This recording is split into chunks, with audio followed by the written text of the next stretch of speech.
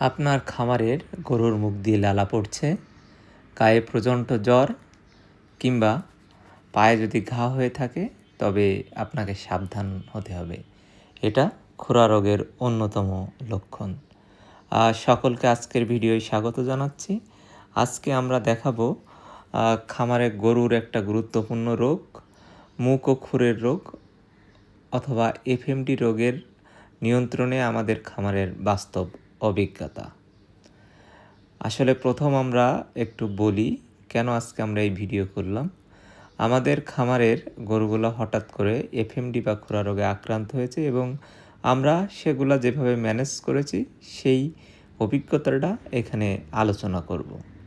প্রথমে আমরা খুরা রোগের পরিচিতি একটু দিই। এটা আসলে ফুট অ্যান্ড মাউথ ডিজিজ। এখন আপনারা ভিডিওয় আক্রান্ত একটা গরু দেখতে পাচ্ছেন। এই গরুটাকে আমরা কিভাবে ম্যানেজ করছি তার একটা চিত্র এখানে আছে। তার মুখ দিয়ে লালা পড়ে, এই কারণে মুখটা আমরা জীবাণুনাশক দিয়ে ধুয়ে দিচ্ছি এবং প্রত্যেকটা গরুর ক্ষেত্রে এটা করি। এরপরে আমরা একটু খুরা রোগের পরিচিতি আমরা জেনে নিই। খুরা রোগ একটা ভাইরাসজনিত রোগ। এটা খুব এক গরু থেকে আরেক গরুতে ছড়িয়ে পড়ে এবং ভাইরাসের 7 থেকে 8টা প্রকার আছে।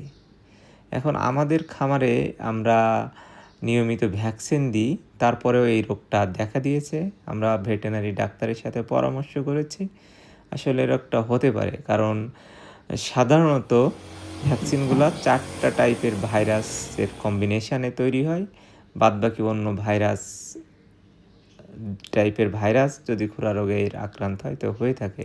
তবে আমাদের ডাক্তাররা আশ্বস্ত করেছে ভ্যাকসিন দেওয়া থাকলে এই রোগের প্রকোপটা কম এবং ক্ষতির পরিমাণ কম হবে। আসলে এগুলা বিভিন্ন বাহক মারফত ছড়াতে পারে, বাতাস, মানুষ, গাড়ি, পশু। তো আমরা একটু বিবেচনা করলাম যে আমাদের খামারে কেন এটা হলো।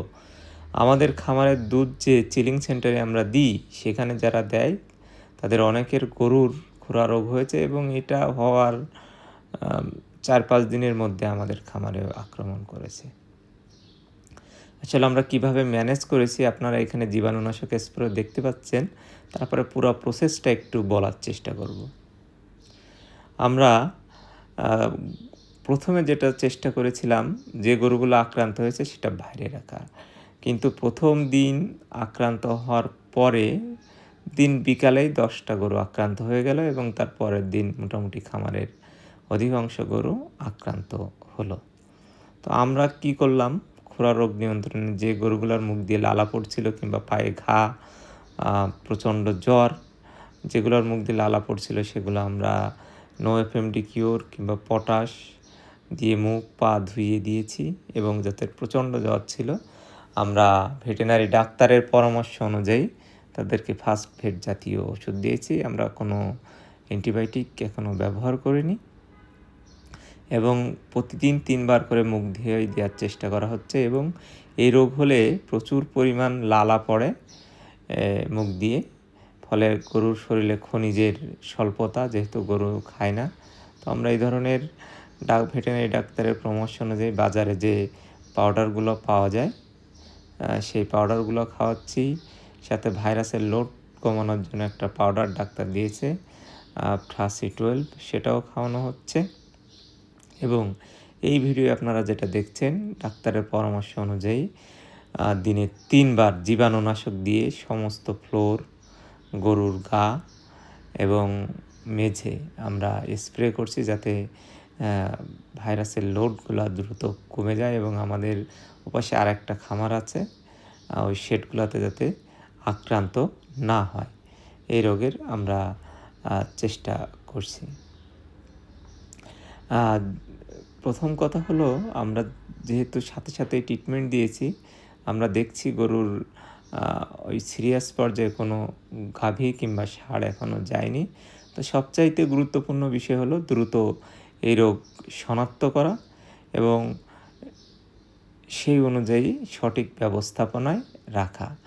এবং যাদের 1টা 2টা কিংবা 5-6টা গরু আছে অবশ্যই আক্রান্ত গরুকে আলাদা করবেন এবং তাদেরকে একটা শুকনো আরামদায়ক জায়গায় রাখবেন এবার আমরা আরেকটু আসি পরিষ্কার পরিচ্ছন্নর কথা। আমরা প্রত্যেকটা গরু স্পেশালি পরিষ্কার পরিচ্ছন্ন করেছি ফ্লোর এবং আশেপাশের পরিবেশ।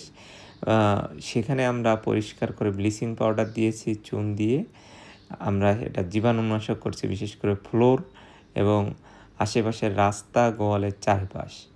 এই কার্যক্রম আমাদের প্রতিদিন চলমান আছে, যাতে গরুগুলা অতি দ্রুত সুস্থ হয়ে যায়।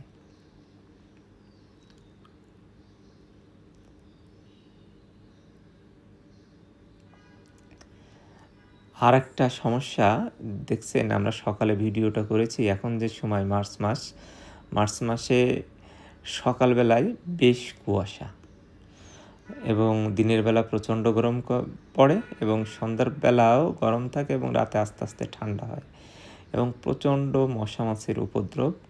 আমরা চেষ্টা করেছি কিভাবে মশা মাছি নিয়ন্ত্রণ করা যায়। মশা মাছি নিয়ন্ত্রণ করার বাজারে যে সকল ওষুধ পাওয়া যায় আমরা ব্যবহার করছি। তাছাড়া চারপাশ পরিষ্কার করে যাতে মশা না আসতে পারে সেই ব্যবস্থা করার চেষ্টা করছি, কারণ মশা মাছিও এক ধরনের বাহক। এর মাধ্যমেও এ রোগ একটা গরু থেকে আরেকটা গরু, আশেপাশে যাদের গরু আছে সেখানেও ছড়াতে পারে। এই চিন্তা করে আমরা মশা মাছি নিয়ন্ত্রণের ব্যবস্থা করেছি। আমরা বিশেষ করে রাতে মশা খুবই ডিস্টার্ব করে, এই কারণে আমরা কিছু প্রাকৃতিক উপায়ে, বিশেষ করে বাজারে যে ধূপ পাওয়া যায়, ধূপ দিয়ে ধোয়ার মাধ্যমে মশা নিয়ন্ত্রণ করার আমরা ব্যবস্থা করছি। এই আপনারা এখন যেটা দেখছেন এটা অনেক বড় একটা ষাঁড়, এটার 1000 কেজি উপরে ওজন ছিল এবং এই খুরা রোগে আক্রান্ত হওয়ার ফলে প্রথম এই ষাঁড়টাই আমাদের খামারে খুরা রোগে আক্রান্ত হয়েছে।